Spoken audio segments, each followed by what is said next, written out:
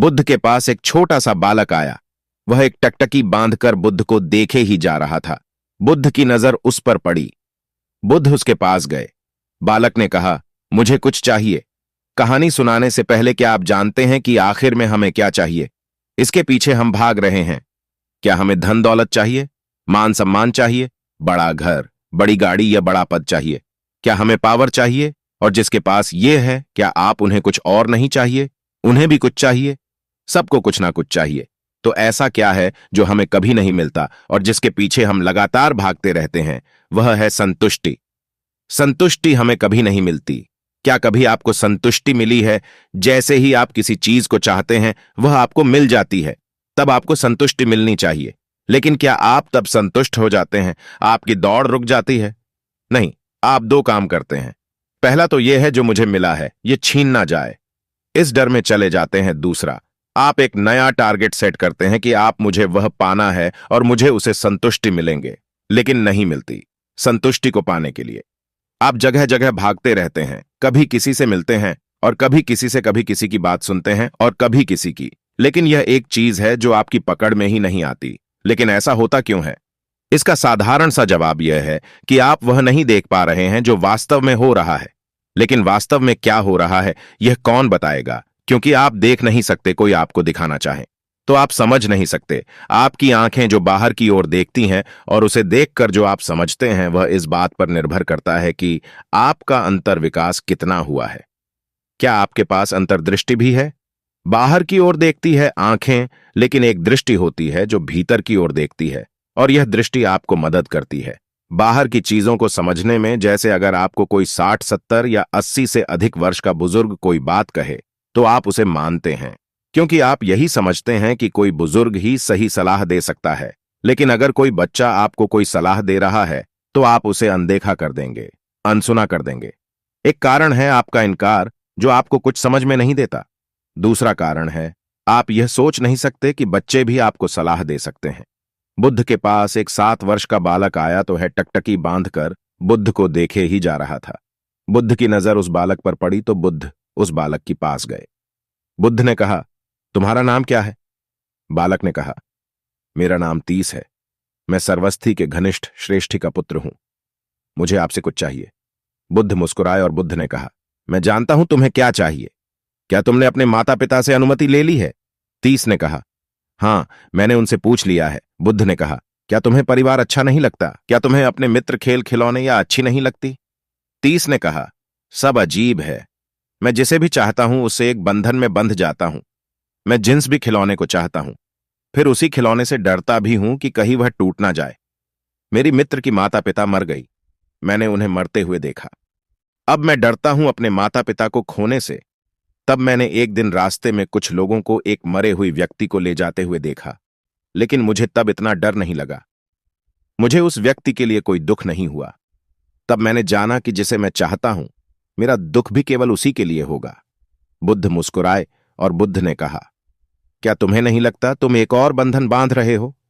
तीस कहा, मैं इस बंधन को जान नहीं आया हूं।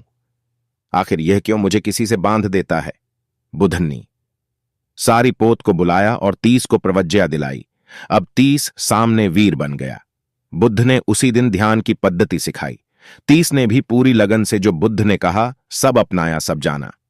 एक दिन जब बुद्ध अपने शिष्य को प्रवचन दे रहे थे, तब सामने तीस बुद्ध को बड़े ध्यान से देख रहा था। प्रवचन समाप्त होने के बाद बुद्ध ने तीस से कहा, फिर बंधन में बंध गए ना? तीस ने कहा, हां, मैं आपसे बंध गया हूं। मैं आपकी प्रति बंधन महसूस कर रहा हूं। यह बिल्कुल वैसा ही है जैसा कि मैं अपने माता पिता से करता था, मित्रों से करता था, अपने खेल खिलौनों से करता था। यहां आकर भी कुछ नहीं बदला। मैं बंधन को जान नहीं आया था, लेकिन मैं तो फिर से एक नई बंधन में बंध गया हूं। और यह बंधन आपकी प्रतियां है। मैं आपको हमेशा अपनी आंखों के सामने देखना चाहता हूं। मैं रोज आपको सुनना चाहता हूं। जब आप मेरे सामने नहीं होते, तब मैं हमेशा कोशिश करता हूं कि आपकी आस पास ही रहूं। बुद्ध ने कहा, तीस, तुम बंधन को देख सकते हो, उसे महसूस कर सकते हो। यहां विहार में कितने भिक्षु हैं, लेकिन इनमें से कुछ ही है जो इस बंधन को और बंधन की मार को जानते हैं। तुम यह देख सकते हो तो इसे जान भी सकते हो। तुम्हें मेरी अनुमति है। सामने इन 30 विहार छोड़कर जंगल चला गया। वह वहीं रहने लगा। लोगों से वनवासी 30 के नाम से जानने लगे। लोग उसे भिक्षा देते तो 30 कहते, सदा सुखी रहो, दुखों से मुक्त हो जाओ। वह अपने शरीर के पालन पोषण मात्र ही भिक्षा लेते थे। उनके शरीर की आभा इतनी तेज थी कि कोई भी उन्हें भिक्षा देता, भिक्षा देने के बाद उन्हें देखता ही रहता, घर वापस नहीं जाता जब तक कि 30 उनकी आंखों से ओझल नहीं हो जाती। वन में रहते हुए उन्होंने घोर ध्यान साधना की और 3 माह में ही हर उनको प्राप्त कर लिया, जिसके गुणों से प्रभावित होकर शारिपुत्र, महामोगलान महाकश्यप, अनिरुद्ध, रूपाली, पूर्ण आदि अपनी भिक्षुओं के साथ दिसते। मिलने पधारी ग्रामवासी उन सभी को जंगल ले गए जहां 30 रहते थे। ग्रामवासियों ने सभी को भोजन सत्कार कराया और तब उन्होंने भिक्षुओं से आग्रह किया कि वे कुछ धर्म की बातें उन्हें बताएं।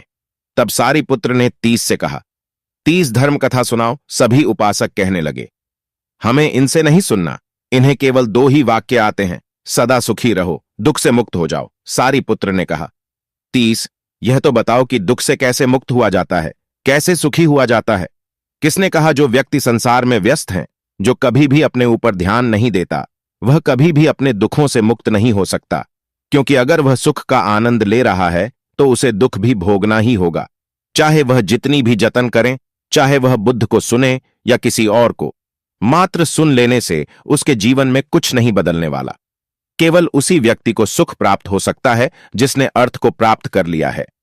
बाकी लोग तो जन्म, मृत्यु और बुढ़ापा आदि दुखों के चक्कर से मुक्त ही नहीं हो पाते, और जिसने बुद्धत्व को प्राप्त कर लिया है वह सुख और दुख से ऊपर उठ जाता है और परम आनंद को प्राप्त करता है। बुद्धत्व प्राप्त व्यक्ति को सुख नहीं मिलता और दुख भी नहीं मिलता। अन्य सभी को सुख और दुख इन दोनों से होकर गुजरना ही पड़ता है। मेरे द्वारा कही गई इन बातों से भी संसारी सुख और दुख निर्मित कर लेंगे। जो मैंने कहा है वह उसी वैसा नहीं समझ पाएंगे जैसा कि आप समझ पा रहे हैं। 30 ने अर्तु प्राप्त करने की विधियां बताई। सभी भिक्षु बोल उठे। साधु साधु सूर्योदय होने वाला था। सुनने वाले उपासक 2 भागों में विभक्त हो गए। कुछ इस बात से गुस्सा हो गए, कितने दिनों से इतना ज्ञानी होने पर भी इन्होंने हमें अभी तक कुछ क्यों नहीं बताया, और कुछ उपासक संतुष्ट थे। तब 30 ने कहा, सदा सुखी रहो, दुख से मुक्त हो जाओ, हरा तू समझ की परम दशा है। हम सब संसार में व्यस्त हैं। हमारा संसार वह नहीं है जो पहाड़ की ओर दिखाई देता है। हम अपने संसार का निर्माण अपने भीतर रोज करते हैं। हर पल एक नया संसार हम खड़ा कर देते हैं और इसी में हम व्यस्त रहते हैं। एक घटना की 2 व्यक्तियों पर अलग अलग परिणाम होते हैं, जबकि घटना एक ही होती है, और इसका कारण केवल इतना ही है कि उनकी संसार अलग अलग हैं, तो उन पर परिणाम भी अलग अलग होते हैं। आप इन संसार में इतनी व्यस्त है कि आप अपने ऊपर ध्यान ही नहीं दे पाते, या देते हैं तो फिर से अपने संसार में व्यस्त हो जाते हैं। अरहर तुमको प्राप्त करने की एक ही विधि है, और वह है ध्यान। उसकी शुरुआत कैसे हुई, इसके लिए आपको अपने भीतर झांकना होगा, अपने ऊपर ध्यान देना होगा, अपने छोटे छोटे कार्यों को ध्यान से देखना होगा। रोज अपने दिन में किए गए कार्यों का विश्लेषण करें। सोचें कि आज पूरे दिन आपने क्या किया, क्यों किया, और आपके मन की स्थिति क्या रही। आज अगर आप किसी बात से दुखी हैं तो दुख में डूबने की जगह उस दुख को ध्यान से देखे देखे किस दुख का कारण क्या है, क्या उस कारण को अपने मन में बनाए रखना उचित है, क्या उससे आपका कोई हित होगा। यही छोटे छोटे सी ध्यान जो आप अपने ऊपर देंगे, अपनी कार्यों में देंगे, आपको ध्यान के मार्ग पर अग्रसर करेगा। दिन में किसी भी समय आप 10 मिनट के लिए आपके बंद कर बैठ जाए और दिमाग से 10 मिनट का समय भी निकाल दे, और यह 10 मिनट का समय आपके दिमाग में फंसा रहा तो आप अपने ऊपर ध्यान नहीं दे पाएंगे। बैठे और केवल अपने ऊपर ध्यान को ले आए। शुरू शुरू में यह कार्य बहुत भारी लगेगा। आप एक दिन करेंगे, दूसरे दिन छोड़ देंगे। पूरे दिन में 10 मिनट भी आप इस कार्य के लिए नहीं निकाल पाएंगे। भले ही आप अपने फोन पर घंटों बेकार कर देंगे, जो कर पाएंगे उन्हें अपने लिए स्वयं अपने भीतर से एक नई राह दिखेगी। उन्हें महसूस होगा जैसी कुछ बदल गया है, और अगर यात्रा जारी रही तो अरहत्व भी प्राप्त होगा, बुद्धत्व भी प्राप्त होगा। अगर वीडियो पसंद आए तो कमेंट बॉक्स में नमो बुद्धाय जरूर लिखें, और अगर चैनल पर नए आए हैं तो बुद्धा जी यूट्यूब चैनल को सब्सक्राइब करें।